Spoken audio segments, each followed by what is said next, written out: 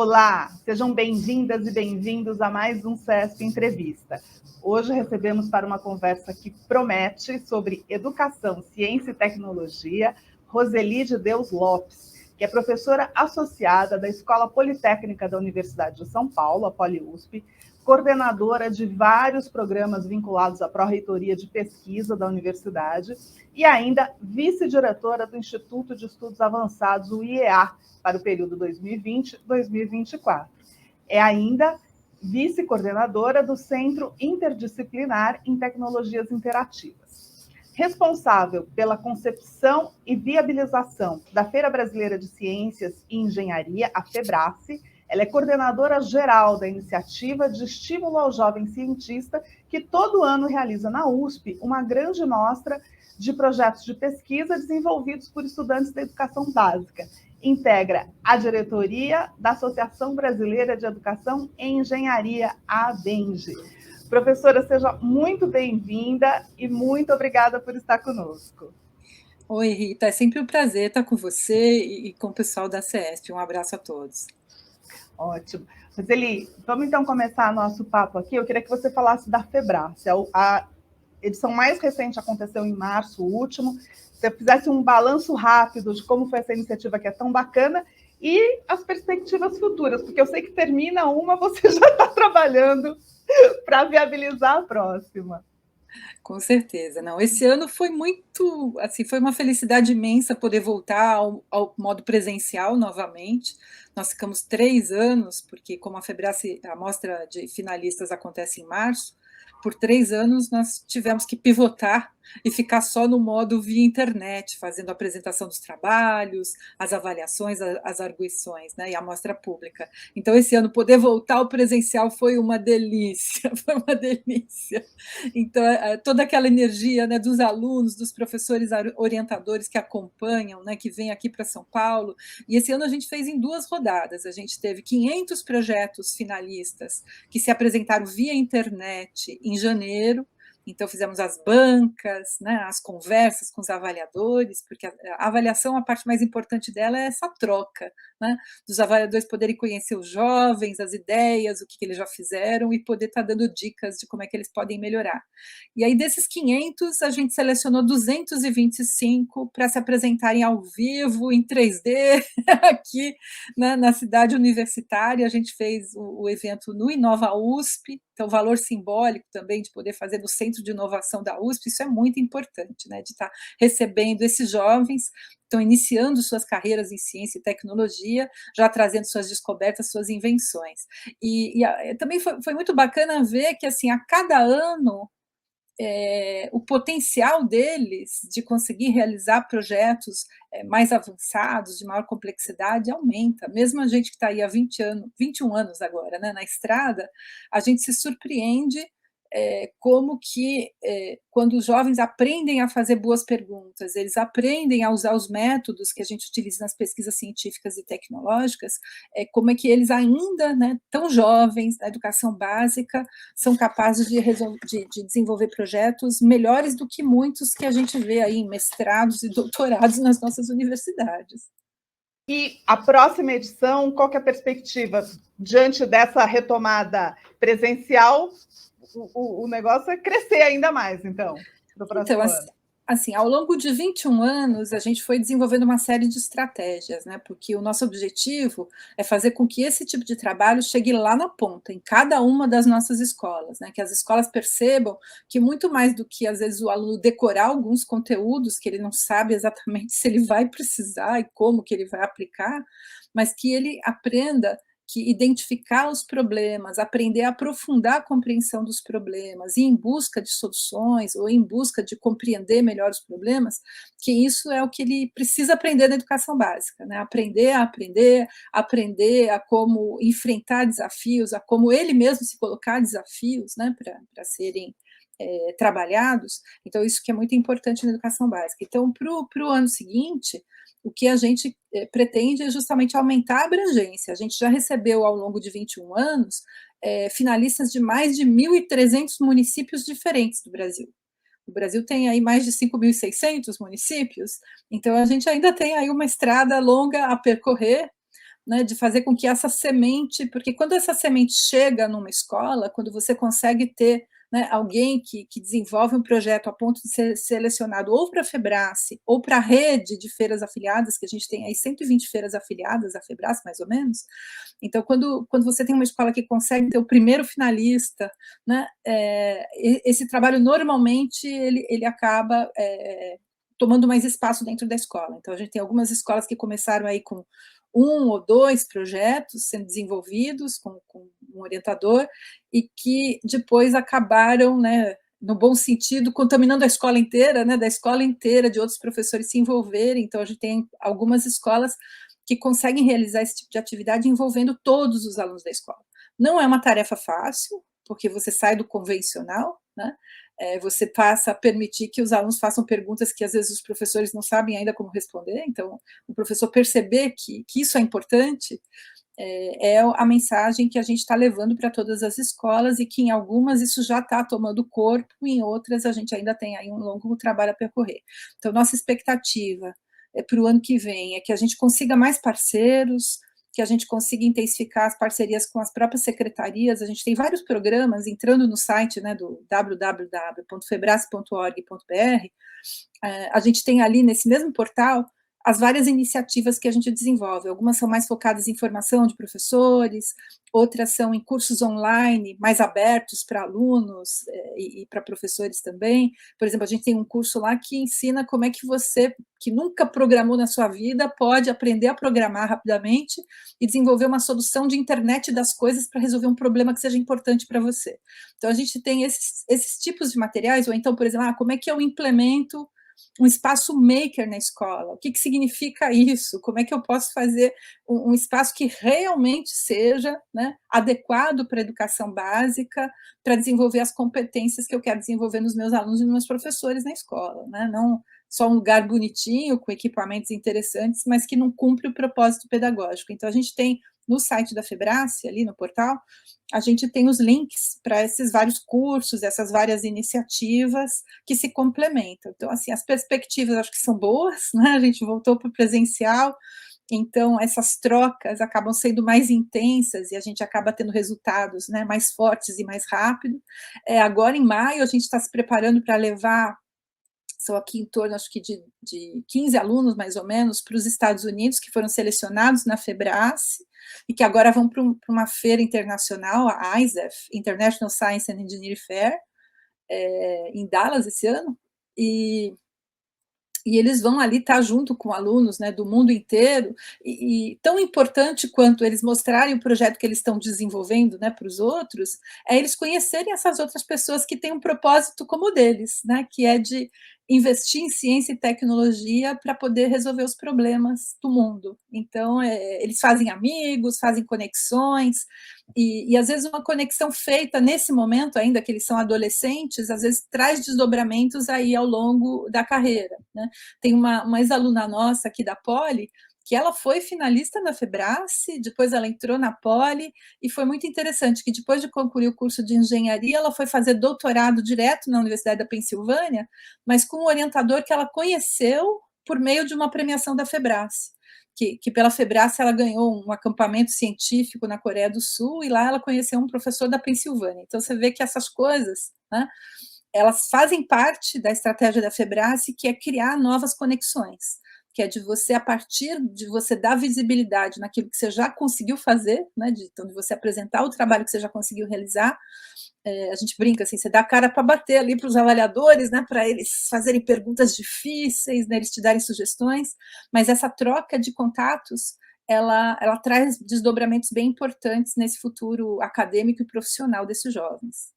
Roseli, você além da sua atividade docente aí na USP, exemplo da Febrace, você tem uma série de outras missões, tarefas que você cumpre, e atualmente você é vice-diretora de um dos institutos mais prestigiados da USP, que é o IEA, Instituto de Estudos Avançados.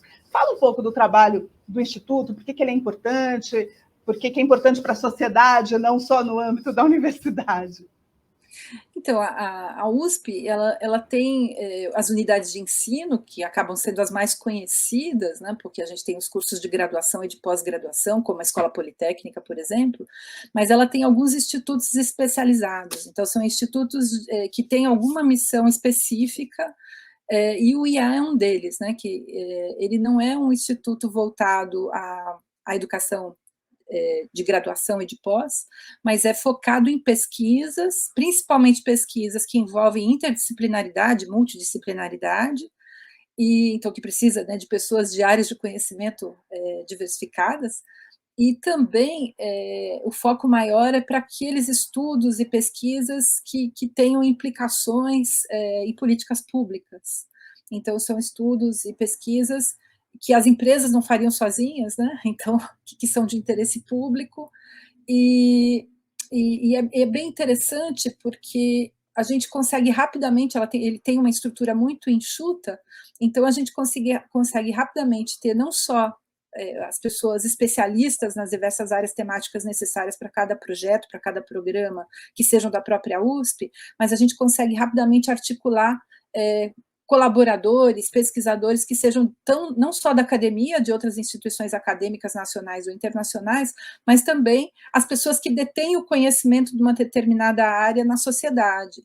Então, mesmo que a pessoa não tenha a formação acadêmica, mas se for ela, né, aquela pessoa, aquele conjunto de pessoas que detém o conhecimento, a gente tem mecanismos para fazer essas articulações para que essas pessoas sejam valorizadas, reconhecidas na universidade, que participem dos projetos. Então, é um lugar muito diferenciado, tem sido assim, um momento muito feliz da minha vida, porque estou tendo a oportunidade de conhecer melhor algumas pessoas que eu já conhecia de nome, né?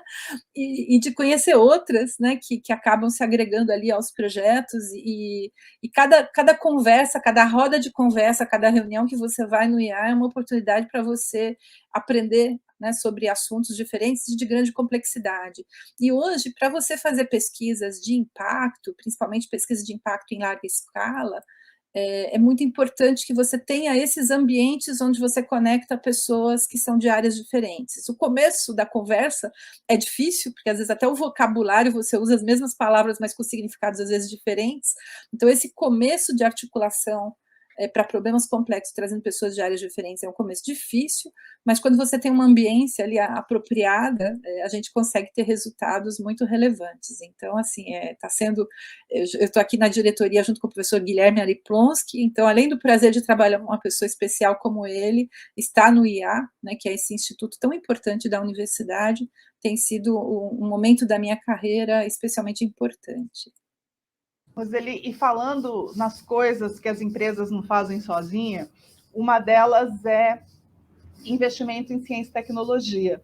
Nos últimos tempos, houve um corte de recursos muito significativo, seja o orçamento do Ministério de Ciência e Tecnologia, de órgãos voltados para a ciência, e até o pagamento de bolsas para os pesquisadores que ficaram, às vezes, sem reajuste, às vezes com atrasos nos pagamentos, a situação das universidades federais, que enfrentaram aí dificuldades financeiras muito relevantes. Por que é importante que o Estado brasileiro invista em ciência e tecnologia? Por que isso é importante para o desenvolvimento e para o bem-estar da população, e não só para os pesquisadores fazerem pesquisas porque gostam disso?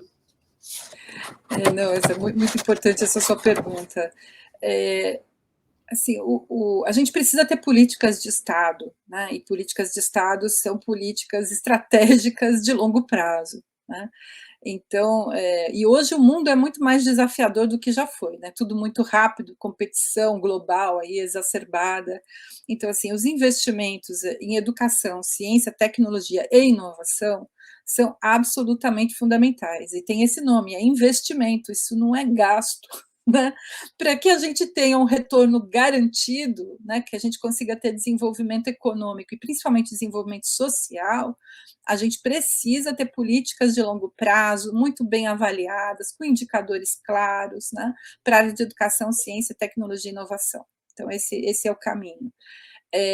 Se a gente for olhar ao longo da história, né, eu fui da diretoria da Sociedade Brasileira para o Progresso da Ciência, né, se você for olhar a própria história, né, da SBPC, a gente vê que lá atrás, e o país é um país jovem, né, esse lá atrás foi do século passado, não é tão longe assim, a gente teve, né, ali um grupo de pessoas que se reuniu, criou a SBPC e que criou um movimento forte em defesa da ciência e da tecnologia, e aí foram criados ministérios, algumas FAPs, né, que são as fundações de apoio à pesquisa, e também os indicadores, né, de avaliação nas universidades. Tudo isso junto fez com que o Brasil conseguisse se posicionar muito bem na geração de conhecimento. Então, quando a gente vai olhar os indicadores de ciência e publicações, o Brasil tem aí uma posição que fica ali entre a 12ª, a 13ª no ranking internacional. Quando a gente olha inovação, a gente está na posição lá, tipo 60º, né, por aí. Dependendo do ano, varia um pouco, né? Então, a gente vê que a gente precisa, né, rapidamente entender que a gente tem um buraco, né? A gente tem, quando a gente fala de engenharia, tem um indicador da NASA, né, que o pessoal criou, que é o TRL, né, que é o nível de maturidade da tecnologia. Então, a gente vê que a gente, no Brasil, consegue ter nas melhores universidades, melhores centros de pesquisa, a gente consegue fazer ciência básica, tecnologia básica, mas para isso virar produto para a sociedade, tem um buraco no meio, né? Que assim, as empresas conseguem fazer engenharia de produto, né, engenharia de mercado, mas tem um buraco no meio que é justamente o que viabiliza a inovação. E esse buraco ali no meio, né, entre o que eu tenho lá de mais básico, das teses, né, das dissertações que são geradas, dos protótipos que são gerados nos institutos de pesquisa das universidades, para que isso vire produto, você tem um caminho longo, né, e existe um pedaço aí no meio que precisa de apoio público também, né, porque senão as empresas, para elas conseguirem sobreviver, elas acabam se limitando, como a gente vê, a gente teve um processo muito forte de desindustrialização no Brasil, né? Então, muitas das empresas acabam se limitando a trazer alguma coisa semi-pronta de fora, colocar na caixa e vender, porque ela não consegue, né, dar conta do ciclo completo. Então, eu acho que nos últimos anos a gente tem uma série de coisas. A gente teve, né, redução nos investimentos drásticas, foi um desmonte, as bolsas estavam com valores insignificantes. Felizmente, agora a gente está vendo uma luz, né? Então as bolsas estão sendo recuperadas, a priorização, né, colocando realmente pessoas com competência que entendem do assunto nas áreas aí relacionadas, né, com a CAPES, CNPq, etc. Então, acho que isso é muito importante, de a gente recuperar o valor das bolsas, né, para que a gente até sinalize que essas áreas são importantes. Mas a gente tem também um movimento que, por exemplo, na Universidade de São Paulo, a nossa pró-reitoria de pesquisa, ela inclusive mudou de nome, agora ela é pró-reitoria de pesquisa e inovação, né? Porque a Universidade de São Paulo entendeu que é preciso dar essa sinalização, tanto interna como externa, de que há um papel, né, da universidade de chegar mais perto, né, das empresas, das indústrias, para que elas consigam ser inovadoras, né? Então, que esse buraco, né, que eu falei que tinha ali no meio, né, entre a pesquisa de ponta, a pesquisa básica, e a gente conseguir efetivamente se comunicar com as empresas. Então, existem várias entidades, outras universidades estão indo por esse mesmo caminho, mas a gente precisa acelerar esse processo, né? Porque é muito importante a gente estar num ranking, né, de ciência de ponta no internacional, mas é igualmente importante que a gente crie os mecanismos para engajamento, né, de outras pessoas, para que a gente faça com que essa ciência de ponta se converta em produtos e processos que resolvam os problemas, não só, né, no Brasil, mas em outros países.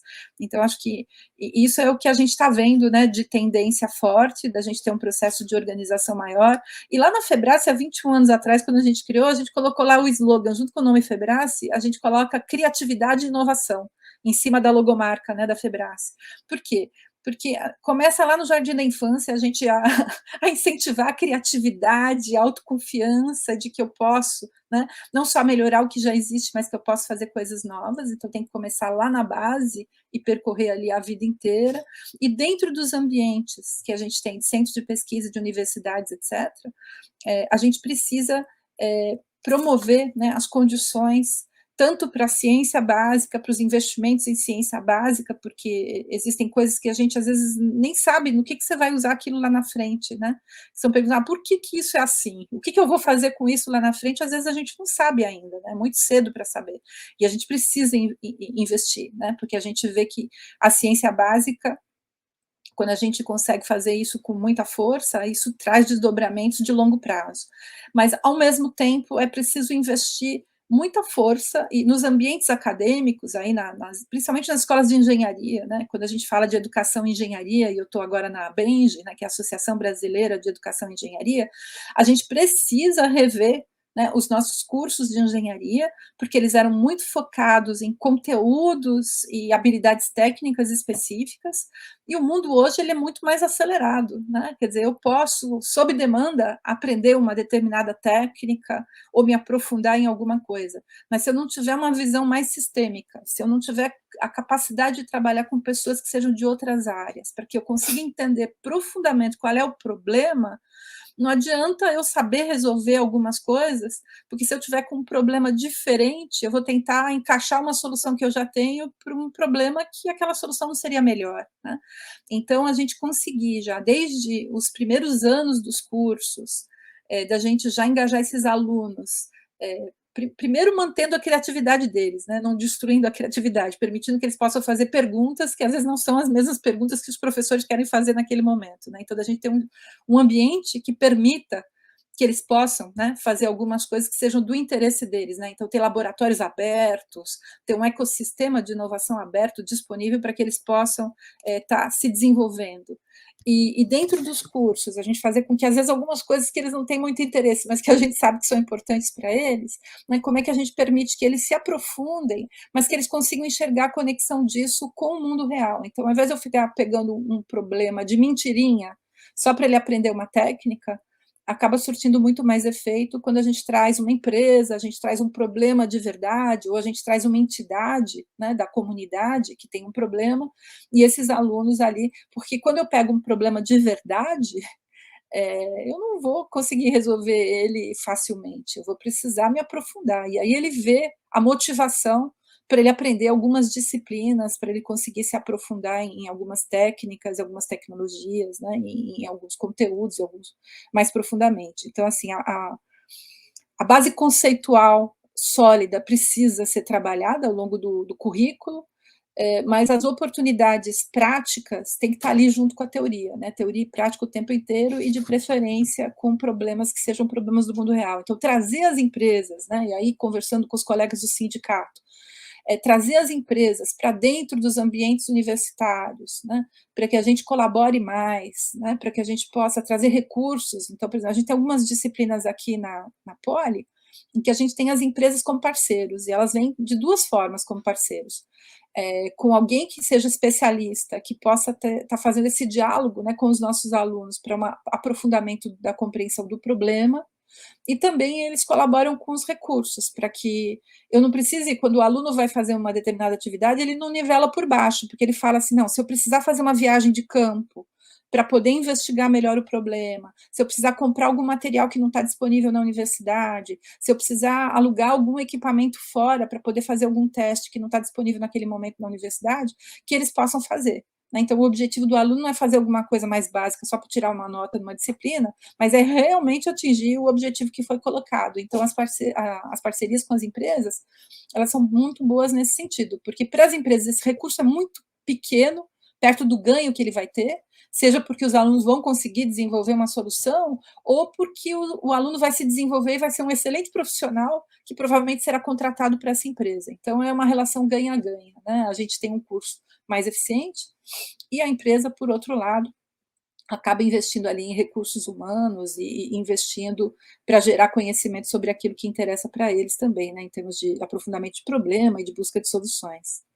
Esse tema, inclusive, Roseli, tem sido discutido aqui no âmbito do sindicato sempre, é pauta do Conselho Tecnológico, que é coordenado aqui pelo professor José Roberto Cardoso, foi tema da edição mais recente do projeto Cresce Brasil, que fala ali, discute ali o ensino de engenharia exatamente nessa linha que você está colocando. E outro desafio colocado para a engenharia, seja nas escolas, seja no mercado, nas empresas, é ampliar a diversidade, né? Seja de gênero, seja racial, porque os engenheiros, né, o grupo de profissionais ainda é majoritariamente masculino, são apenas dos profissionais registrados, só 20% são mulheres, e também falta de diversidade racial. Como que você vê isso, essa batalha para ampliar o número de mulheres na engenharia? Como é que a gente caminha por isso? Eu imagino que também isso é pauta da ABENGE, né? É um desafio colocado aí para o ensino.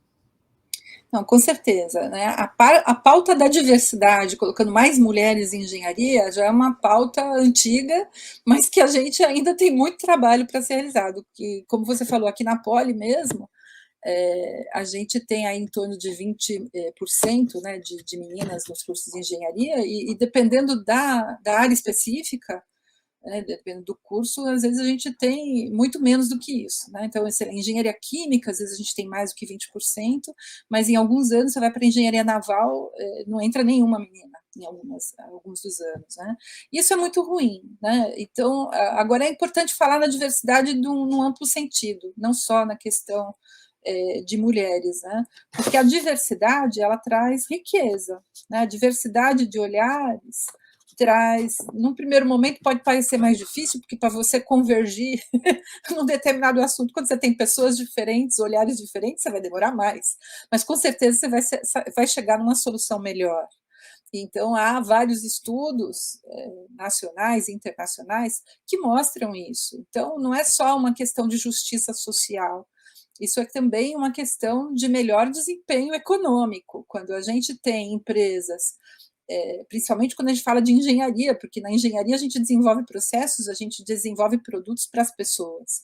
Então, se eu tenho uma melhor compreensão de quais são as necessidades das pessoas, a gente vai ter um resultado melhor. Então, essa busca das instituições de ensino de excelência por aumentar a diversidade, então aqui na USP a gente tem a Pró-Reitoria de Inclusão e Pertencimento, por exemplo, que foi criada recentemente justamente para conseguir nos ajudar nessa direção, não só na diversidade, na questão dos alunos ingressantes, mas também nos quadros de funcionários e de docentes da universidade, porque a gente tem uma série de barreiras, algumas são barreiras culturais, né, que fazem com que algumas pessoas não consigam ter ascensão na carreira. Então, em algumas áreas, mesmo quando você vê algumas áreas onde você tem uma presença de mulheres, né, ou tem uma presença de mulheres negras, né, em algumas áreas, você vê que no topo da carreira o número não se mantém, a proporção não se mantém. Né? Então, essas barreiras culturais de que você não pode isso, você não pode aquilo, ou mesmo, né, no Brasil a gente ainda tem um país muito machista, né, onde algumas tarefas de cuidado do lar, da família, dos idosos, acabam incidindo muito mais fortemente na mulher, do que, né, dessas tarefas poderem ser divididas de uma forma mais equilibrada. Né? Então, são coisas que a gente precisa, não é só as mulheres pelas mulheres, mas são os homens pelas mulheres. Né? A gente tem um país violento ainda, né? A gente vê a questão de feminicídio, etc. Então, isso mostra que o nosso país tem muitas questões que precisam ser melhoradas em relação à convivência, ao respeito das pessoas pelas pessoas, né? Seja na questão de gênero, seja questão de raça, de etnia, e de gênero no sentido mais amplo, não só masculino e feminino, né? Quer dizer, o respeito é uma das coisas que tem que ser muito trabalhada, e as instituições de pesquisa, elas precisam dar o exemplo, né? Porque não pode ficar só no discurso, tem que ser na ação, tem que ser nos indicadores, e a gente conseguir mostrar o que a gente está fazendo, quais são os programas e quais são os resultados. Né? A BENGE tem um grupo específico, né, um GT de mulheres em engenharia, e atualmente a gente tem uma presidente mulher, que é a professora Adriana Tonini. A presença de mulheres, né, nos postos maiores, seja nas entidades, seja como na direção das escolas de engenharia, ainda é muito recente. Né? A Poli mesmo, a gente teve uma mulher vice-diretora, uma mulher diretora, que foi a professora Liede, que foi muito recentemente, né? E agora ela é superintendente do IPT. mas são pessoas que nos inspiram e que a gente precisa usar, né, como exemplo para que a gente possa atrair meninas, né, atrair mulheres para essas carreiras, não só para as carreiras, mas que elas consigam alcançar postos de destaque para que a gente possa efetivamente, né, ter uma mudança e ter um aprimoramento nas nossas instituições. A professora Roseli é certamente um desses exemplos a serem seguidos e um sinal bastante bacana de que as mulheres podem fazer muitas coisas importantes. Roseli, eu te agradeço muitíssimo pela disponibilidade, pela atenção, por essa conversa super interessante e bacana aqui para os nossos amigos do CESP Entrevista. Eu que agradeço, foi uma delícia estar com vocês e até a próxima. Muito obrigada. Até. E muito obrigada também a você que assiste a mais esse CESP Entrevista. Fique de olho no canal do CESP para mais conteúdos bacanas, como esta entrevista com a professora Roseli de Deus Locos. Até a próxima.